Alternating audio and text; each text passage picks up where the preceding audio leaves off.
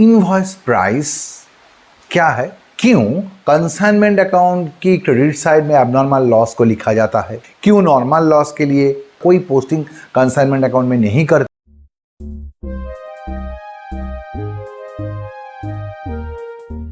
Welcome students to your own YouTube channel commerce with ease with me Subrata सरकार।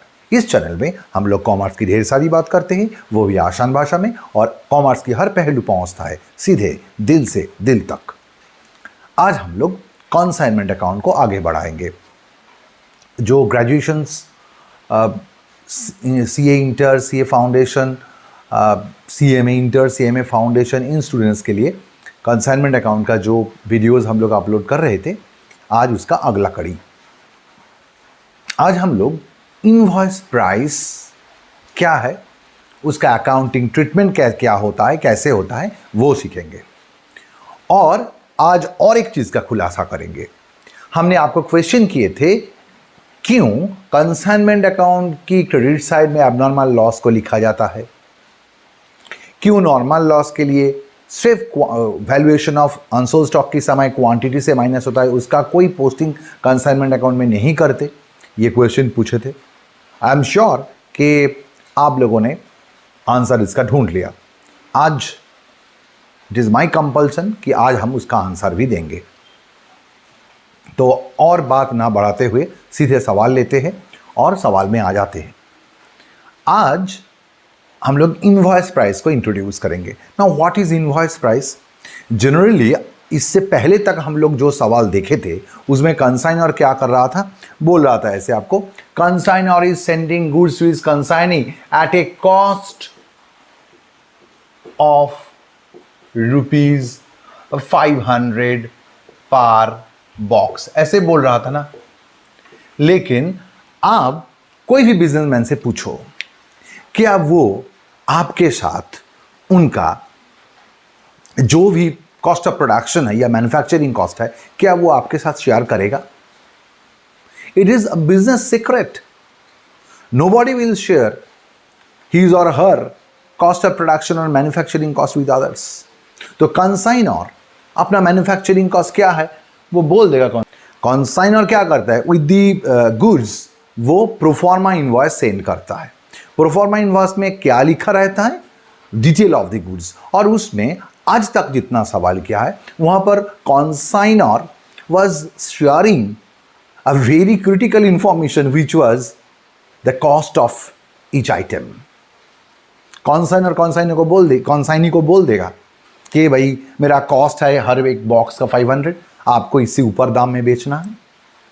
तो consignee क्या करेगा, consignee ने देखा कंसाइनर जो गुड्स हमको भेज रहा है 500 में, कॉस्ट है ये कंसाइनर के पास, और I am selling that goods at ₹1,200। That is a margin, that is the profit margin of consignor which is half of ₹700. Or what consignee is getting? He is getting only 10 rupees as commission. Now consignee क्या बोलेगा? Consignee बोलेगा मेरा commission बढ़ाओ। You are making a profit of ₹700 per box and you are simply paying me ₹10 as commission. मेरा commission बढ़ाओ। Therefore, there is a chance of blackmailing.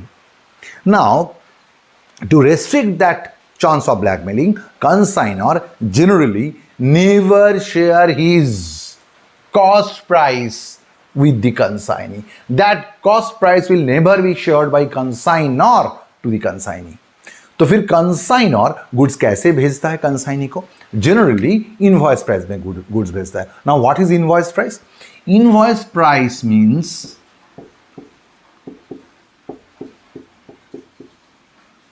cost price of goods plus a certain amount of profit, and that particular part of profit is called loading. Therefore, what is invoice price? Invoice price is an inflated price made by adding a certain amount of loading with cost price, and consignor right now will share his invoice price with the consignee. That means अब consignor क्या बोलेगा, consignor को पता है कि उनका cost है आप इसका 500 और उसके ऊपर वो 700 लोडिंग लगा लिया। तो 1200 हो जाता है इसका इनवॉइस प्राइस। कंसाइन और अब कंसाइन को बोलेगा देखो भाई आई am sending you my goods and invoice price of that goods is 1200। आपको सेल करना है तो 1200 में या इससे ज्यादा दाम में आपको सेल करना है। अब कंसाइनी को पता चल गया कि ये 1200 जो प्राइस है उसका वैल्यू, उसके अंदर प्रॉफिट घुसा हुआ है, ये इंफॉर्मेशन पता नहीं है। कंसाइनी को पता चल रहा है कि कंसाइनी जानता है कि ये जो इनवॉइस प्राइस है ये क्या है। कंसाइनर ने उनका जो कॉस्ट प्राइस है उनके ऊपर एक सर्टेन प्रॉफिट लगा के गुड्स हमको भेज रहा है इनवॉइस प्राइस में, परंतु ये नहीं पता है व्हाट इज द मार्जिन। उनको तो ये इंफॉर्मेशन नहीं है, उनको सिर्फ पता है कि हमको 1200 या उससे ज्यादा प्राइस में बेचना है। तो by using that particular technique consignor can restrict consignee to know the cost price of the goods. That is why generally in practice consignor sends goods to his consignee at invoice price and not at cost price. Now we have to know what is the procedure of accounting in case of invoice price. When consignor is sending goods to his consignee at invoice price, what would be the accounting technique? कैसे accounting में इसको हम लोग दिखाएंगे। देखो बच्चों लिया शुरू करते हैं। In the books of consignor, X was the consignor, consignment to Y was our consignee, consignment to Y of Mumbai account. जैसे कंसाइनमेंट अकाउंट होता है डेबिट क्रेडिट, बिजनेस कैसे शुरू होता है हम लोगों को पता है कि when consignor is sending goods to its consignee, यहाँ से हम लोगों का ऑपरेशन शुरू हो जाता है। तो यहाँ पर गुड सेंड हो रहा है। X of Kolkata send 100 boxes of medicine to Y of Mumbai to be sold on consignment basis, to be sold on consignment basis. Cost of each box was 800, हर बॉक्स का कॉस्ट प्राइस 800 था and proforma invoice price of each box was 1200। इसका मतलब ये है कि consignor consignee को goods भेज रहा है कितना boxes, 100 boxes, but invoice price is given here. Therefore, consignor is sending goods at an invoice price. अगर invoice price में goods भेजेंगे तो हम लोग रिकॉर्ड भी invoice price में करेंगे। कैसे करेंगे दिखाते हैं। To goods sent on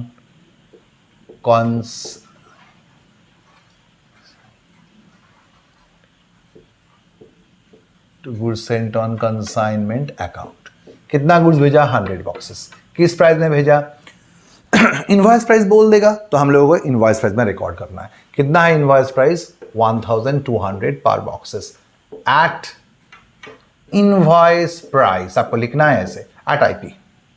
value कितना होता है 1,20,000। If consignor is sending goods at invoice price, so you have to record all the necessary requisite transactions at invoice price. लेकिन being the student of accountancy, you know that this is not actual cost of the goods sent. और ये तो एक trading account है। Trading account में हम लोग क्या करते हैं, कॉस्ट में शो करते हैं। अगर आप इसको कॉस्ट प्राइस में शो नहीं करोगे तो एक्चुअल प्रॉफिट उभर के नहीं आएगा। ये जो प्रॉफिट आएगा ये प्रॉफिट गलत प्रॉफिट आएगा। That particular account will not show the true and fair view of that particular business because you are showing an inflated price here. अब प्राइस को बढ़ा के दिखा रहे हो, ये तो एक्चुअल वैल्यू नहीं है। तो आपको क्या करना, आपको तो यहां पर एक्चुअली कॉस्ट प्राइस शो करना था। लेकिन I don't want to reveal my cost price to the customer, to the consignee. That is why I am sending goods. I am sending goods at IP. तो अगर IP में send करेंगे तो record भी IP में होगा। लेकिन वही बात एक्चुअल कॉस्ट तो ये नहीं है। ट्रेडिंग अकाउंट में हर चीज तो कॉस्ट प्राइस में दिखाना चाहिए सेल प्राइस को छोड़ के, नहीं तो प्रॉफिट आएगा कैसे। अगर हम इसको बढ़ा के रखेंगे तो एक्चुअल प्रॉफिट आएगा क्या। तो क्या करेंगे, तो मानो इसके लिए हम एक एग्जांपल देते हैं। मानो आपने मेरा you want to measure the size of my chest. कितना इंची है मेरा चेस्ट, आप जानना चाहते हो। मैं क्या किया, अपना चेस्ट के ऊपर मानो इतना मोटा, इतना हेवी एक जैकेट लगा के घूम रहा हूं। आपने बोला भाई आपका चेस्ट मेजर करेंगे, मैंने बोला मेजर करो, लेकिन हम तो जैकेट को नहीं उतारेंगे, आपको मेजर करना है तो मेरा जैकेट के साथ, जैकेट के ऊपर से आपने मेजर किया और देखा कि मेरा चेस्ट है 80 इंच, इतना चौड़ा। अब मैं तो फॉर टेकिंग माई बात, हमने वॉशरूम में गए थे और क्या किया था, अपना जैकेट को हैंगर में लगा के गए थे। आपने क्या किया, जैकेट को माप लिया, आपने देखा जैकेट है 50 इंच जैकेट है, तो मेरा चेस्ट एक्चुअली क्या है, 30 इंच का चेस्ट है। हमने 30 इंच का चेस्ट के ऊपर 15 इंच का जैकेट लगा के 80 इंच आपका टोटल वैल्यू हुआ था। ये था आपका इनवॉइस प्राइस। और ये क्या था, आपको समझ में आ गया, ये है लोडिंग, ये एक्चुअल लोडिंग था। और ये था आपका कॉस्ट प्राइस। मतलब आईपी से अगर हम लोग लोडिंग को माइनस कर देंगे तो कॉस्ट प्राइस में फिर आ जाएंगे। तो हम लोग वही काम करेंगे, इधर क्या करेंगे, जैकेट के साथ मेरा जो चेस्ट का मेजरमेंट है वो शो किया, तो इस तरफ क्या करेंगे, जैकेट का मेजरमेंट शो कर देंगे। तो अकाउंट किस क्या इफेक्ट ले लेगा, कॉस्ट का इफेक्ट ले लेगा। तो हम लोग क्या करेंगे, इस तरफ लिख देंगे by goods sent on consignment. कितना फिगर, जो लोडिंग है उसे लिख देंगे इधर। लोडिंग कितना था, 100 बॉक्सेस के ऊपर। आप देखो your 800 was your cost and invoice price was 1200। मतलब आपका लोडिंग कितना था, 100 बॉक्सेस के ऊपर 1200 आईपी और उसका कॉस्ट दे दिया 800, यानी कि 400 करके लोड था। मैंने क्या किया, हमने क्वांटिटी को आईपी माइनस कॉस्ट, यही है लोड, लोडिंग से मल्टीप्लाई कर दिया तो आपको मिला 40,000। यानी हुआ तो वही था, आपने 100 क्वांटिटी गुड्स भेजा था, हर एक बॉक्स का, हर एक क्वांटिटी का वैल्यू था 800 करके कॉस्ट था, तो 80,000 का एक्चुअल गुड्स भेजा था। वही तो किया हम लोग, इस तरफ 1,20,000 दिखाया, इस तरफ 40 दिखाया, यानी कि 80,000 का इंपैक्ट ही तो आया। लेकिन आपको दिखाने का तरीका यही होगा, as goods are being send by consignor at IP. तो चलो आगे बढ़ते। नेक्स्ट, इस गुड्स भेजने में कंसाइनर ने खर्च किया है टू बैंक,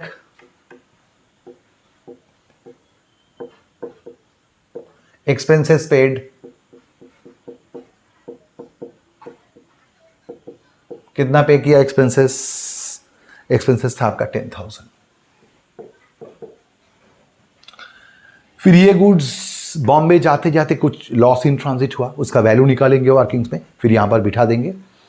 और फिर बॉम्बे में कंसाइनी के पास पहुंचने के बाद कंसाइनी को भी कुछ खर्च करना पड़ा, उसको लिखते हैं हम लोग to Y account, expenses paid by consignee. कितना एक्सपेंसेस पे किया, बोल दिया सीधे, नॉन रिकरिंग एक्सपेंसेस था, नॉन रिकरिंग एक्सपेंसेस था और रिकरिंग एक्सपेंसेस भी था।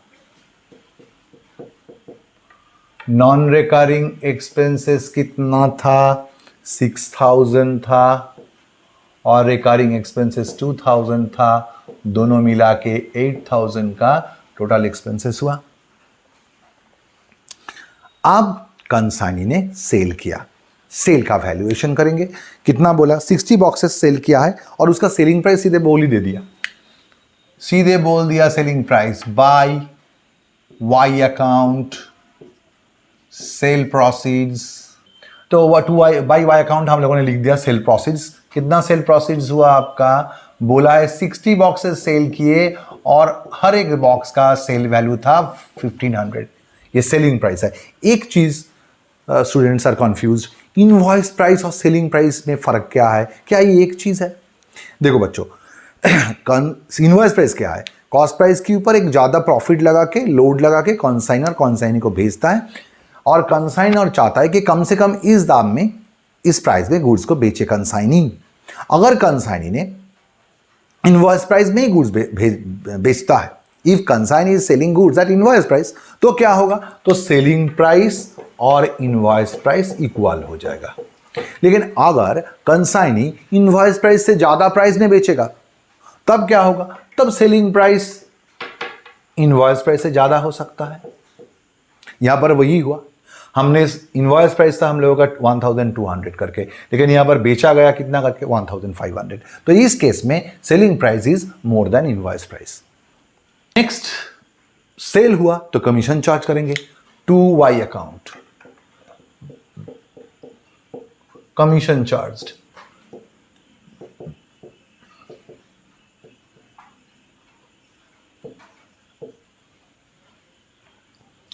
कितना कमीशन चार्ज होगा? वाई को पहले ऑर्डिनरी कमीशन मिला। ऑर्डिनरी कमीशन कितना मिला? सेल प्राइस था आपका 90,000, 90,000 के ऊपर देखो कितना परसेंट है? 5% था। कितना होता है? 4,500।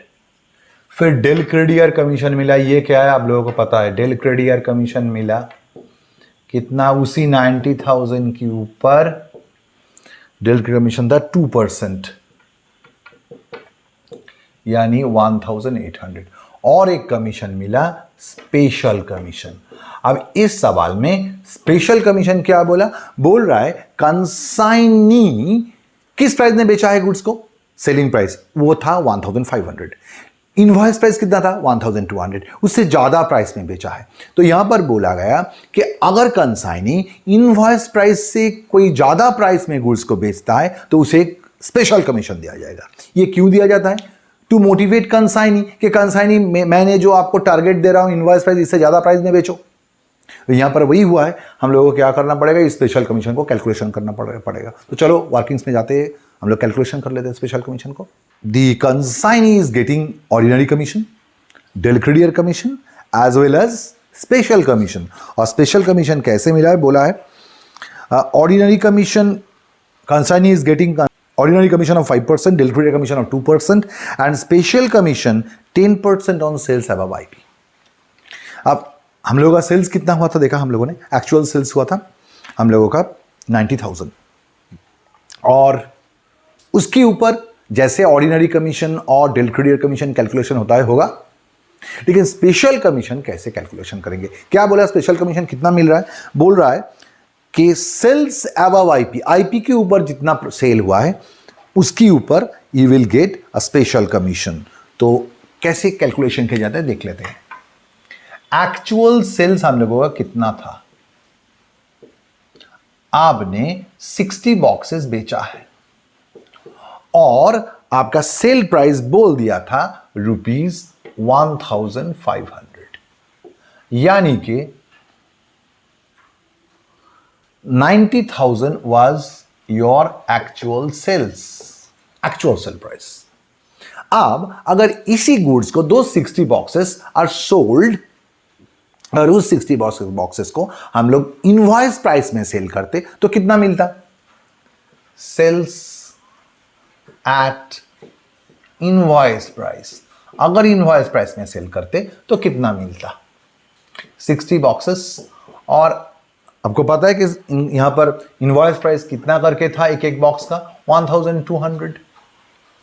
तो आपको मिलता 72,000 if you are selling goods at invoice price, but actually consignee is selling goods at 90,000, therefore there is an excess cell.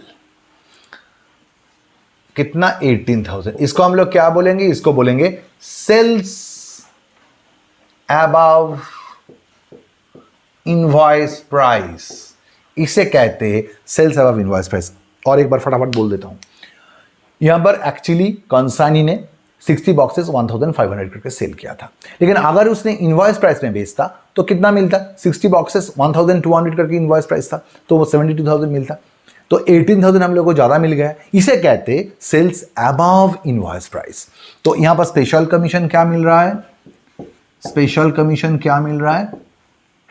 10% above 10% on sales above invoice price।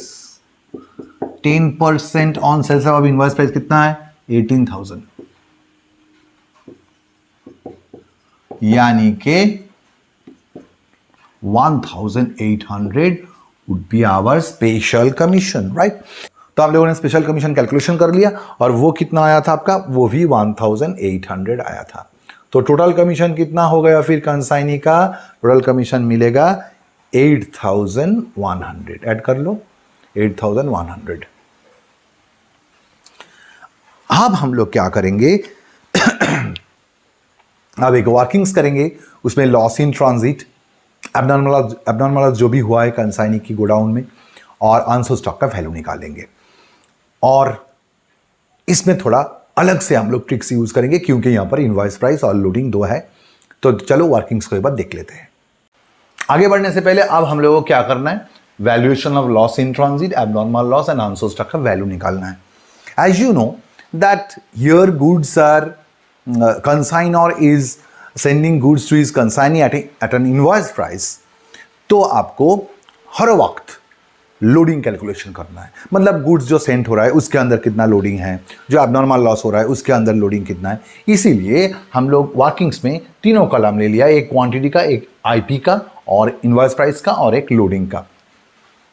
अब शुरू करते हैं वर्किंग्स। क्या है?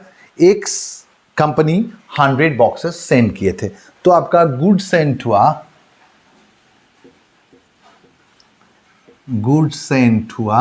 100 क्वांटिटी, और उसका इनवॉइस वैल्यू क्या था? इनवॉइस प्राइस क्या था?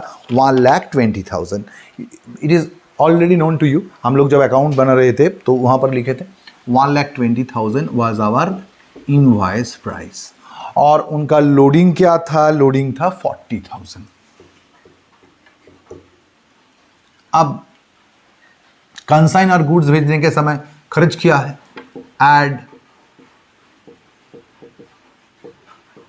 Consignors expenses. क्या खर्च किए कंसाइनर? कितना खर्च किए? कंसाइन का टोटल खर्च था आपका 10,000। खर्च के अंदर कोई लोडिंग नहीं होता, खर्च के अंदर कोई लोडिंग नहीं होता। यानी कि आपका कंसाइनर ने टोटल 100 बॉक्सेस गुड्स भेजा, उनका वैल्यू अब हो गया 1,30,000 एंड उसमें लोडिंग छुपा हुआ है 40,000। अब रास्ते में लॉस हो गया, लेस लॉस इन ट्रांजिट। कितना लॉस हो गया? There is a loss of 10 boxes. 10 boxes रास्ते में खो गया, तो उनका वैल्यू निकालेंगे यूनिटरी मेथड में। अगर 100 बॉक्स का इनवॉइस प्राइस 1,30,000 होता है, तो 1 बॉक्स का इनवॉइस प्राइस होता है डिवाइडेड बाई 100, और 10 बॉक्सेस का आपका इनवॉइस प्राइस होता है इंटू 10, तो ये होता है आपका 13,000। और लोडिंग भी ऐसे ही निकालेंगे। अगर 100 बॉक्सेस में लोडिंग रहता है आपका 40,000, तो 10 बॉक्स में कितना लोडिंग रहेगा? 40,000 इंटू 10/100, ये होता है आपका 4,000। तो लॉस इन ट्रांजिट कितना हो गया आपका? 13,000 और उनमें 4,000 लोडिंग छुपा हुआ है। तो कंसाइनी ने कितना गुड्स रिसीव किया? कंसाइनी रिसीव किया 90 बॉक्सेस, उनका वैल्यू आ गया आपका 1,17,000 और उसमें आपका लोडिंग है 36,000। These 90 boxes are received by consignee। Now इसके साथ क्या करते हैं हम लोग? ऐड करते, add consignees। Non recurring expenses. इसका आंसर आज देंगे।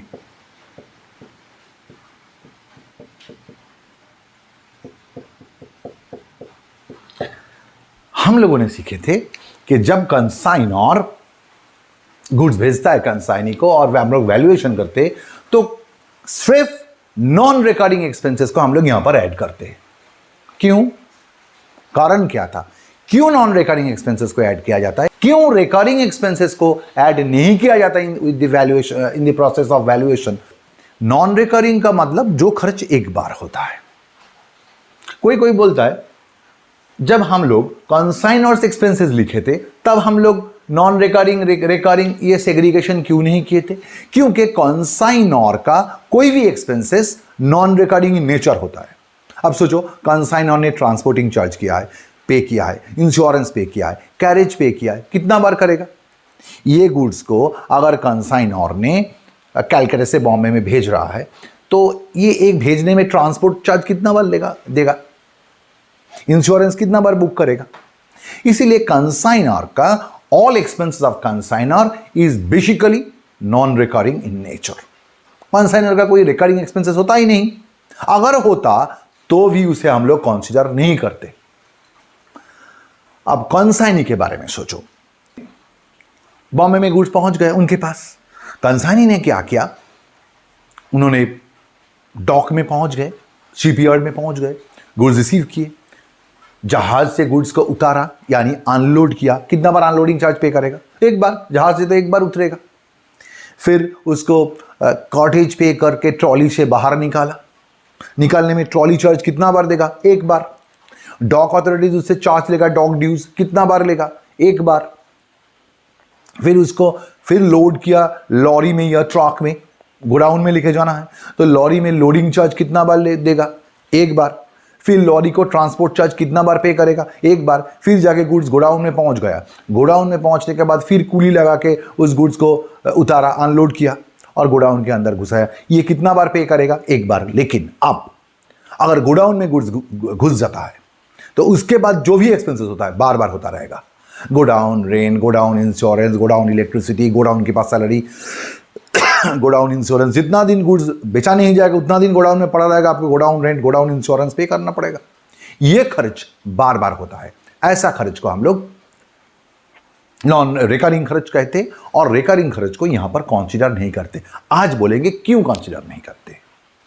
अब इसका आंसर तो यही है, अगर आप रिकरिंग खर्च को यहां पर कंसीडर कर लोगे, इसका मतलब मानो I am sending goods, I am sending shoes to my consignee, I am a shoe manufacturer, मैंने अपना गुड्स, अपना शूज कंसाइनी को भेजा है। अब एक पेयर शूज सेल नहीं हुआ, कंसाइनी के पास पड़ा हुआ है, 1 साल 2 साल 3 साल पड़ा हुआ है, तो जूता तो एकदम सड़ा हुआ हो गया, एकदम डैमेज हो गया।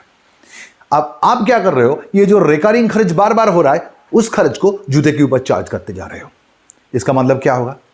वो सड़ा हुआ जूता, वो टोटली खराब हो गया जूता, उसका कॉस्ट हो जाएगा 5,000 6,000। कोई 50 रुपया से उसको नहीं खरीदेगा। और आप क्या किए? आपने रिकरिंग खर्च को हर साल चार्ज करते गए क्योंकि वो आपके हाथ में पड़ा हुआ है। तो अगर रिकरिंग खर्च को हम प्रोडक्ट के ऊपर चार्ज करते जाएंगे तो क्या होगा? कॉस्ट एनहांसमेंट हो जाएगा। जितना दिन जाएगा जूता जितना खराब होता जाएगा उसका कॉस्ट भी उतना चढ़ता जाएगा, कोई खरीदेगा उसे। तो इसीलिए रिकरिंग खर्च को हम लोग कंसीडर नहीं करते। जो भी है, इस सवाल में क्या था, यहां पर कंसाइनर का नॉन रिकरिंग एक्सपेंसेस सीधे बोल दिया था 6,000 है।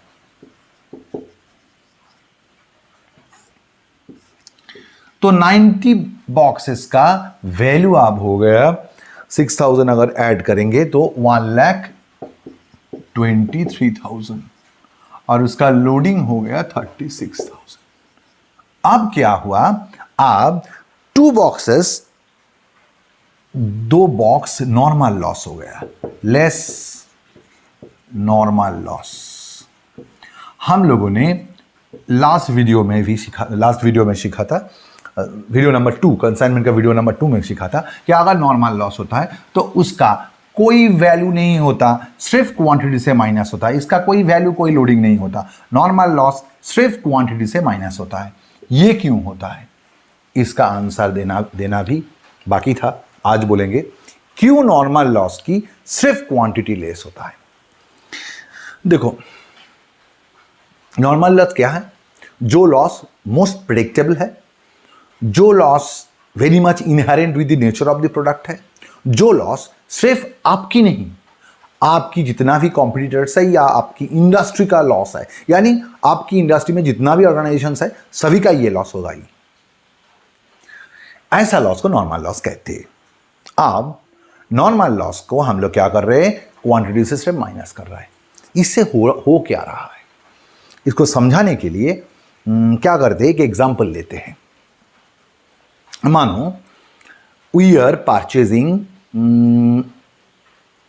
अंडा, we are purchasing eggs from a distant market and उस एग्स को लाके, उस अंडे को लाके आपकी मार्केट में आप बेच रहे हो, दूर से खरीद के यहाँ पर ला रहे हो। सिर्फ मैं नहीं, मैं और मेरे जैसा जितना भी सेलर है अपना मार्केट में, वो सब क्या कर रहा है, कोई एक डिस्टेंट जगह से, कोई दूर से उस अंडे को खरीद के ला रहा है, लाके आपकी जो मोहल्ले के जो मार्केट है उसमें बेच रहा है।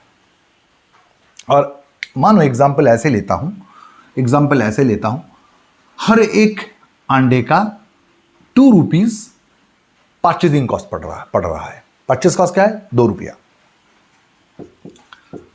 और हम सभी ने, जितना भी सेलर था, वो सब 10,000 अंडा खरीदा, यानी 20,000 का खरीदा है। और क्या किया? उस अंडे को उस दूर वाला मार्केट से आपकी मार्केट में लाने के लिए कैरेज भी पे करना पड़ा हम लोगों को, सभी को पे करना पड़ा, सिर्फ हमको नहीं। जितना भी मुझ जैसा सेलर है अपना मार्केट में, वो सभी ने इनको लाने में 2,000 कैरेज पे किया, यानी कि 22,000 टोटल कॉस्ट हो गए। सिर्फ मेरा नहीं, सभी का हुआ है ये कॉस्ट। तो पर यूनिट में अगर हम लोग कॉस्ट निकालेंगे, पर यूनिट कॉस्ट अगर निकालेंगे, तो यहां पर 2 रुपीज था हमारा एक अंडे का प्राइस, और कैरेज 2,000 हुआ है। तो आपका कैरेज चार्ज हुआ था 2,000, और पर यूनिट में अगर 10,000 यूनिट के लिए 2,000 खर्च होता है, तो एक यूनिट के लिए 20 पैसे खर्च होता है। तो आपका पर यूनिट में खर्च हो गया 2 रुपीज एंड 20 पैसे। ये सिर्फ मेरा नहीं है, सभी का हुआ है। इस मार्केट में जितना भी सेलर है सभी को हुआ है। तो हम लोग जब गुड्स बेचेंगे तो किस भाव में बेचेंगे, किस दाम में बेचेंगे? ₹2.2 यानी 2 रुपीज एंड 20 पैसे हम लोगों का कॉस्ट है, उसके ऊपर प्रॉफिट लगाएंगे। सभी ने लगभग सेम प्रॉफिट लगाएंगे, मानो 30 पैसा प्रॉफिट लगा दिया, इसके ऊपर 30 पैसा प्रॉफिट लगा दिया, तो सभी ने इसको 2.50 में बेचेगा, अपना मार्केट में 2.50 में बेचेगा। तो as a whole market price ऊपर आ जाएगा, सभी ने 2.50 में बेच रहा है, सभी का प्रॉफिट सेम हो रहा है। अब हम लोग एग्जांपल लेते हैं थोड़ा ट्विस्ट करके। अब क्या हो गया? नॉर्मल लॉस हुआ। मतलब now you know that it is a very common phenomenon कि अंडा तो फूटेगा, कुछ अंडा तो नॉर्मल लॉस हो जाएगा। तो मानो इट इज एक्सपेक्टेड कि हम लोगों का नॉर्मल लॉस होता है आपका 10%। 10% यानी आपका क्वांटिटी कितना था? नॉर्मल लॉस हो रहा है 10%। अब 10% मतलब आपका क्वांटिटी क्या था? 10,000 आपका क्वांटिटी था। 10,000 की 10% यानी 1,000 क्वांटिटी आपका लॉस हो गया। तो आपके हाथ में है कितना? 9,000। सिर्फ आपकी नहीं, मेरा भी है, और जो भी सेलर है सभी के हाथ, सभी का तो 10% फूटेगा। नॉर्मल लॉस क्या होता है? इंडस्ट्री के सभी का होता है, तो 10% सभी का नॉर्मल लॉस हो गया। तो 9,000 क्वांटिटी है और 22,000 लेकिन हम लोगों का ऑलरेडी कॉस्ट अराइज कर गया। सिर्फ मेरा नहीं, सभी का कॉस्ट 22,000 अराइज कर गया। सिर्फ आपका नहीं, सभी का कॉस्ट 22,000 अराइज कर गया। 9,000 आपके हाथ में अभी है। मतलब आपको क्या करना है, हम लोगों को क्या करना है, इस 9,000 क्वांटिटी को बेच के 22,000 उठाना है। सिर्फ मेरा नहीं, सभी को करना है। तो एक एक अंडे का भाव क्या हो जाएगा फिर, 22,000 डिवाइडेड बाई 9,000, यानी कि 2.44, यानी कि पर एग, हर एक एग का भाव अब बढ़ गया, 2.44 हो गया। क्योंकि पहले आप क्या कर रहे थे, 10,000 क्वांटिटी बेच के आप 22,000 रिकवर कर रहे थे। आप 9,000 क्वांटिटी बेच के 22,000 रिकवर कर रहे हो। तो पर यूनिट का अंडे का प्राइस कॉस्ट बढ़ गया। ये सिर्फ मेरा नहीं, टोटल मार्केट का बढ़ जाएगा, सभी का तो ये लॉस होगा। यानी कि टोटल मार्केट में ये लॉस सब सेलर का हो रहा है। तो सेलर लोग क्या करेगा, उस लॉस को कस्टमर के ऊपर पास कर देगा। सेलर्स क्या करेगा, they will always try to pass that normal loss to the customers. यानी कि नॉर्मल लॉस अपना यानी बिजनेसमैन के अकाउंट में नहीं आता। नॉर्मल लॉस जो भी होता है, कस्टमर आपको ये बियर करना है, क्योंकि ऐसा लॉस तो हर कोई बिजनेसमैन का हो रहा है, जो भी अंडा का ट्रेडर है सभी का हो रहा है। तो ऐसा लॉस को we can bypass it to the customers. That is why such loss will not affect our business. इसलिए नॉर्मल लॉस का हम लोग कोई वैल्यू नहीं पकड़ते। हम चाहते हैं कि जितना भी नॉर्मल लॉस हो वो पूरा के पूरा लॉस कस्टमर के ऊपर चला जाए, कस्टमर पे करेगा वो। हम लोग क्या करेंगे, हम लोग अपना प्रॉफिट नहीं घटाएंगे। 2.44 आज हम लोग का कॉस्ट हो गया, इसके ऊपर 30 पैसा अगर प्रॉफिट जोड़ करेंगे तो 2.74 में इसके ऊपर अगर प्रॉफिट 30 पैसा ऐड करेंगे हम लोग, तो इसका प्राइस हो जाएगा 2.74।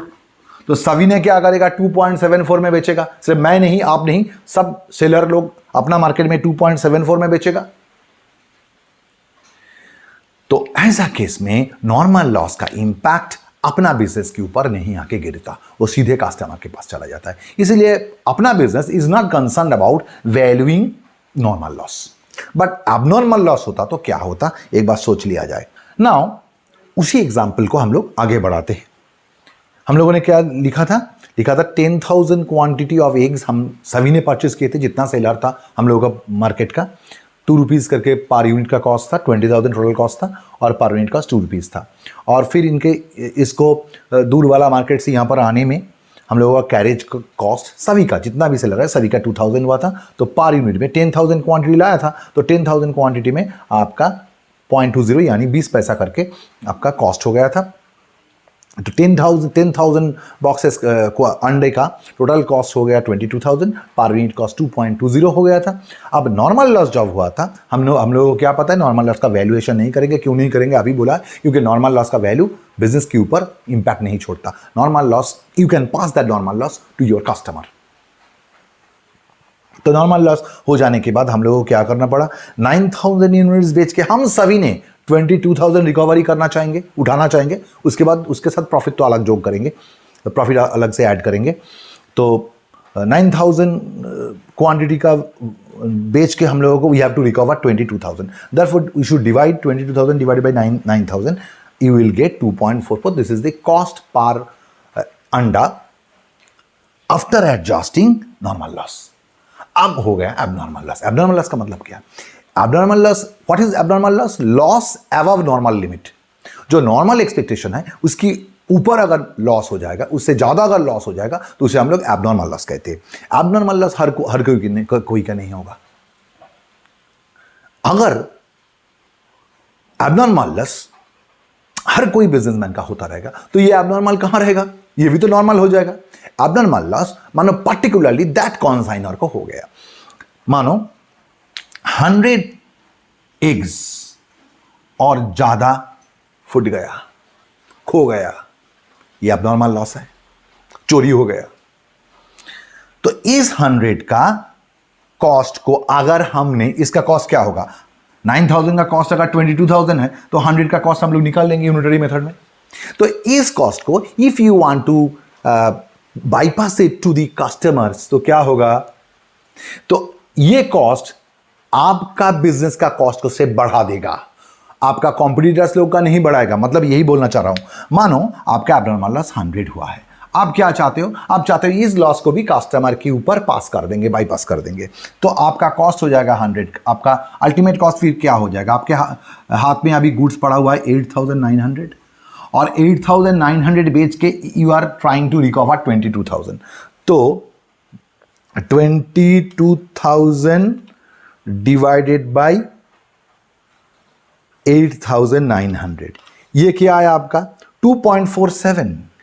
If you want to bypass that loss to the customer, मतलब आप सोच लिया कि हम 2.44 में नहीं बेचेंगे, ये जो लॉस है ये लॉस को अगर एब्जॉर्ब करेंगे तो 2.47 में हम बेचेंगे। 2.47 क्या कहां से आया, 22,000 आपका टोटल कॉस्ट है, आपके हाथ में अंडा कितना है 8,900, ये 8,900 बेच के आप इतना रिकवर करने जाओगे तो क्या होगा, 22,000 डिवाइडेड बाई 8,900, 2.47 पर अंडे का कॉस्ट आ जाएगा। लेकिन आप लोगों का, आपका जो भी कॉम्पिटिटर्स है उन लोग they are not facing that abnormal loss, उन लोगों को ये एबनॉर्मल लॉस नहीं हुआ, तो वो लोग क्या करेगा, 2.44 उन लोगों का कॉस्ट है, वो लोग they can sell that goods in the market at 2.47 और 2.46, बट आपको अगर सेल करना है तो 2.47 तो आपका कॉस्ट आ गया, तो आपका अंडा नहीं कोई खरीदेगा नहीं, क्योंकि आप एक ही चीज को ज्यादा प्राइस में बेचने का कोशिश कर रहे हो। इसलिए एबनॉर्मल लॉस को अगर आप कस्टमर की ऊपर बाईपास करना चाहोगे, उनके ऊपर चार्ज करना चाहोगे, तो वो लोग आपका गुड्स एक्सेप्ट नहीं करेगा, क्योंकि वही गुड्स वो लोग सस्ते में बाकी जिन लोगों का एबनॉर्मल लॉस नहीं हुआ उन लोगों से खरीद लेगा। तो इसलिए बिजनेस क्या करता है, एबनॉर्मल लॉस अगर हो जाता है उसका वैल्यू अपना बिजनेस में एब्सॉर्ब करता है, यानी ये कस्टमर की पास it will not be bypassed, it can not be bypassed to the customers, business has to absorb it. इसीलिए हम लोग एबनॉर्मल लॉस का वैल्यू निकालते हैं, क्योंकि अपना बिजनेस में अपना खाता में तो दिखाना है। एबनॉर्मल लॉस का वैल्यूएशन इसलिए होता है क्योंकि business has to record it as its own loss, and normal loss को क्यों नहीं रिकॉर्ड किया जाता है, क्योंकि normal loss you can bypass your normal loss to the customers, right. तो एबनॉर्मल लॉस का इसलिए हम लोग वैल्यू निकालेंगे, जैसे वैल्यू निकाला जाता है वैल्यू निकालेंगे और उसको अकाउंट में शो करेंगे। लेकिन इसका और एक क्वेश्चन अराइज करेगा, क्यों एबनॉर्मल लॉस को क्रेडिट साइड में लिखा जाता है, उसका सिग्निफिकेंस क्या है, वो बाद में आते हैं। अब हम लोग वर्किंग्स को खत्म, अब नॉर्मल लॉस का क्यों वैल्यू नहीं होता, अब लोग हम लोग सीख गए, तो इसका कोई वैल्यू नहीं लेंगे। तो आपके हाथ में अभी कितना क्वांटिटी गुड्स है, 88 क्वांटिटी गुड्स है, और उसका वैल्यू 1,23,000 है, और उसमें लोडिंग कितना घुसा हुआ है 36,000। अब कॉन्साइनी की हैंड में एबनॉर्मल लॉस भी हुआ, कितना 5 बॉक्सेस एबनॉर्मल लॉस,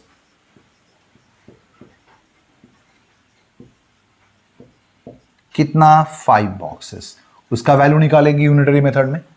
अभी बोला हम लोगों ने एबनॉर्मल लॉस का वैल्यूएशन करना है, क्योंकि business has to show it in its book of accounts, because such loss can not be, you can not charge it, you can not bypass it to the customers, business has to absorb it.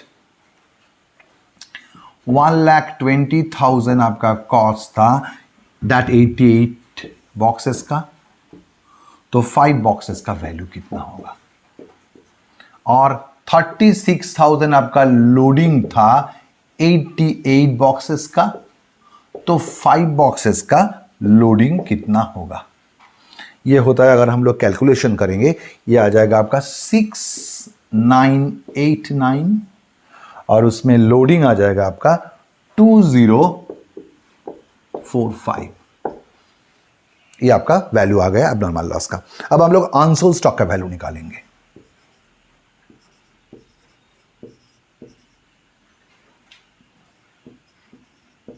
अब unsold stock quantity कितना है, देखो 100 boxes भेजा गया था, पहले 10 boxes loss हो गया, लॉस इन ट्रांजिट, फिर 2 बॉक्सेस नॉर्मल लॉस हुआ, फिर एबनॉर्मल लॉस हुआ 5 बॉक्सेस, फिर आपका सेल हो गया 60 बॉक्सेस, तो आपका वैल्यू हो जाता है इसका वैल्यू क्वांटिटी आ जाता है आपका 23 boxes now are in your hand. तो इसका वैल्यू निकालेंगे। 88 बॉक्स का वैल्यू अगर 1,23,000 है तो एक बॉक्स का वैल्यू होता है डिवाइडेड बाई 88 एंड 23 बॉक्स का वैल्यू होता है इंटू 23। सिमिलरली इसका अगर लोडिंग निकालेंगे तो 36,000 लोडिंग होता है 88 बॉक्सेस का, और फिर 23 बॉक्सेस का लोडिंग कितना होगा, ये अगर वैल्यू करेंगे तो ये आ जाता है आपका 32,147 एंड इसका आपका लोडिंग आ जाता है 9409। राइट, चेक कर लेते हैं एक बार। आपका एबनॉर्मल लॉस का वैल्यू आ गया 6989 एंड लोडिंग है 2045 एंड आपका अनसोल्ड स्टॉक का वैल्यू है 32,147 and 9409। Now we will post them, we will transfer them into the, हम लोगों का जो भी लेजर अकाउंट था उसमें ट्रांसफर डालेंगे इसको। तो वर्किंग्स कर लिया, अब हम लोग वैल्यू बिठा देंगे। आपका लॉस इन ट्रांजिट कितना आया था, बाय लॉस इन ट्रांजिट, ये भी एक एबनॉर्मल लॉस है एट आईपी। देखो हम लोग वर्किंग्स में क्या किया था, लॉस इन ट्रांजिट का इनवॉइस प्राइस निकाला था, यहां पर इनवॉइस प्राइस लिखेंगे। इनवॉइस प्राइस क्या था 13,000, लेकिन that is not actual value, ये इन्फ्लेटेड है, इसके अंदर द लोडिंग घुसा है। इन्फ्लेशन को, वो जो इन्फ्लेटेड वैल्यू है उसको उल्टी तरफ, यहां पर क्रेडिट साइड में इन्फ्लेटेड वैल्यू है तो डेबिट साइड में जितना इन्फ्लेटेड वैल्यू है इतना, यानी कि जितना लोडिंग है उसको डेबिट साइड में दिखा देंगे। तो चलो दिखा देते हैं। 2 loss in transit at, sorry ये लोडिंग है, कहां से मिल रहा है, वर्किंग से। लिख देना चाहिए रेफरेंस वर्किंग नोट। कितना लोडिंग था इसका, इसका लोडिंग था आपका 4,000। अब और एक एबनॉर्मल लॉस हुआ था कंसाइनी की गोडाउन में, चलो उसका वैल्यूएशन, उस वैल्यू भी निकाल के रखे हैं, वो लिख लेते हैं बाय एबनॉर्मल लॉस।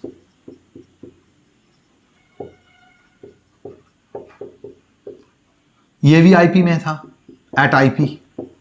कितना आईपी वैल्यू आया था, आपने वर्किंग्स करके रखे थे, वर्किंग्स में आया था 6989, इसका वैल्यू आया था आपका 6989। और इसमें लोडिंग क्या था, इस तरफ लिखो, 2 एबनॉर्मल लॉस, उसमें लोडिंग था, उसमें लोडिंग कितना था, उसमें लोडिंग था 2045। वर्किंग्स में ऑलरेडी हम लोग कर चुके हैं, ये लोडिंग उस तरफ लिख दिया। अब एक क्वेश्चन का आंसर देना बाकी था हमको, वो ये था कि एबनॉर्मल लॉस को क्यों क्रेडिट साइड में दिखा रहे हैं हम लोग। क्वेश्चन तो ये आ जाता है, ये तो एक ट्रेडिंग अकाउंट है, तो अगर ये इनकम की साइड होगा ट्रेडिंग अकाउंट का, इस तरफ अगर हम लोग लॉस को दिखाएंगे तो प्रॉफिट तो बढ़ जाएगा।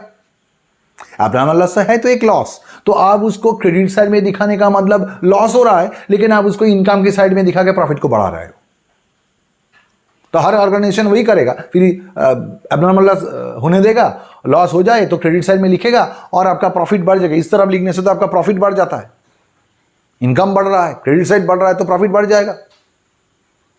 तो ये क्या हुआ, आपका लॉस हो रहा है फिर भी प्रॉफिट बढ़ रहा है। क्या आंसर इसका ढूंढ के निकाला, मैंने बोला था आंसर निकालो। आप लोग क्या सोचा, वो मेरे साथ मिल रहा है या नहीं, देख लेते हैं। देखो एक्चुअली हम लोग abnormal loss, loss in transit और एबनॉर्मल लॉस दोनों ही लॉस है, दोनों ही एबनॉर्मल लॉस है, इसको क्रेडिट साइड में दिखा के हम लोग प्रॉफिट को बढ़ा नहीं रहे हैं। क्या कर रहे हैं पता है, अगर एबनॉर्मल लॉस नहीं होता तो कितना प्रॉफिट होता, यही शो करने का कोशिश कर रहे हैं। अब सोचो ट्रेडिंग अकाउंट में, चलो फाइनल अकाउंट्स करके आए थे आप लोग 12 में या ग्रेजुएशन में भी किए हो, वहां पर ऐसा पॉइंट रहता, गुड्स डिस्ट्रॉयड बाय फायर 10,000।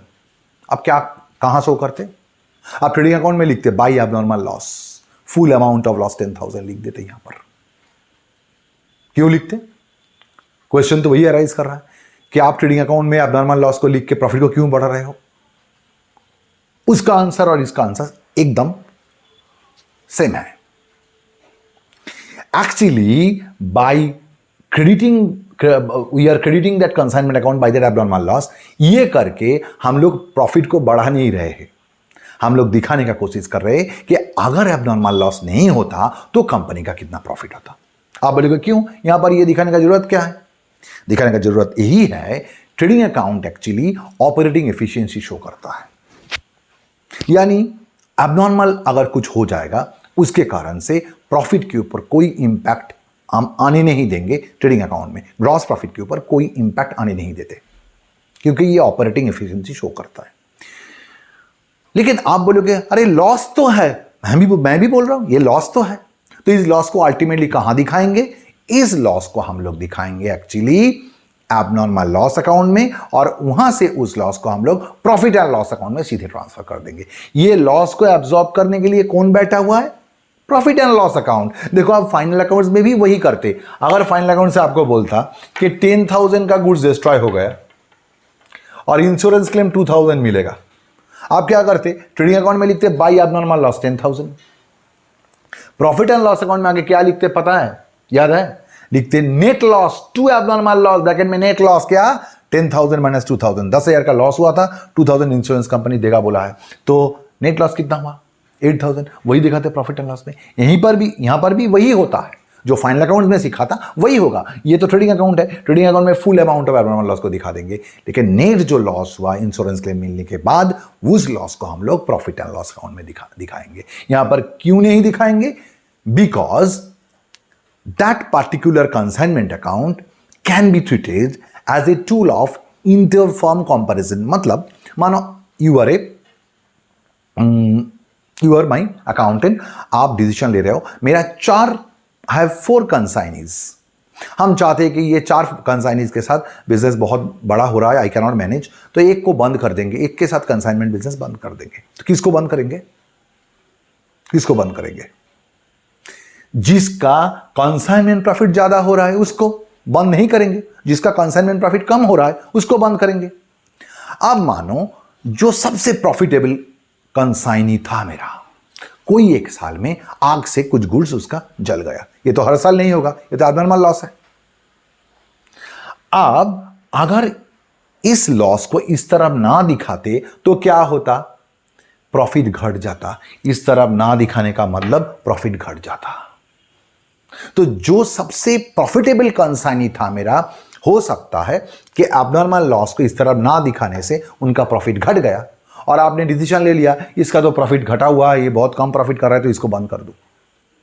ऐसा तो नहीं होता, क्योंकि एबनॉर्मल लॉस तो कोई एक साल में हो जाता है, हर साल क्या इसका एबनॉर्मल लॉस होता रहेगा? तो आपका बेसिक डिसीजन मेकिंग में भूल हो जाता है। इसलिए हम लोग क्या चाहते हैं? एबनॉर्मल लॉस को क्रेडिट साइड में दिखा के हम लोग प्रॉफिट को बढ़ा नहीं रहे हैं। हम लोग दिखना चाहते हैं अगर एबनॉर्मल लॉस नहीं होता तो इस पार्टिकुलर कंसाइनमेंट बिजनेस से प्रॉफिट कितना होता। तो चले अब हम लोग फटाफट खत्म कर लेते हैं। अब क्या करेंगे? अनसोल्ड स्टॉक का वैल्यू बिठा लेंगे, जैसे क्लोजिंग स्टॉक होता है वैसे अनसोल्ड स्टॉक का वैल्यू भी हम लोग निकाल लेंगे। अनसोल्ड स्टॉक का वैल्यू क्या होगा? By stock on consignment account.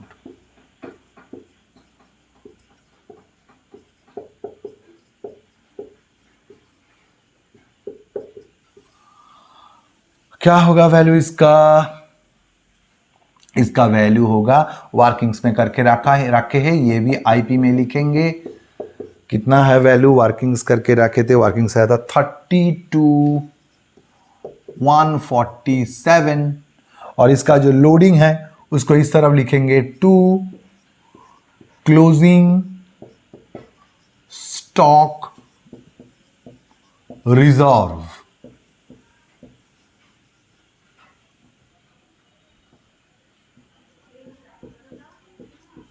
कोई कोई इसे प्रोविजनल ऑन क्लोजिंग स्टॉक भी बोलते हैं, कोई कोई इसे प्रोविजनल ऑन क्लोजिंग स्टॉक भी बोलते हैं। हम लिखते हैं क्लोजिंग स्टॉक रिजर्व, इसमें लोडिंग को डाल दो। कितना लोडिंग था इसका? आपका 9409।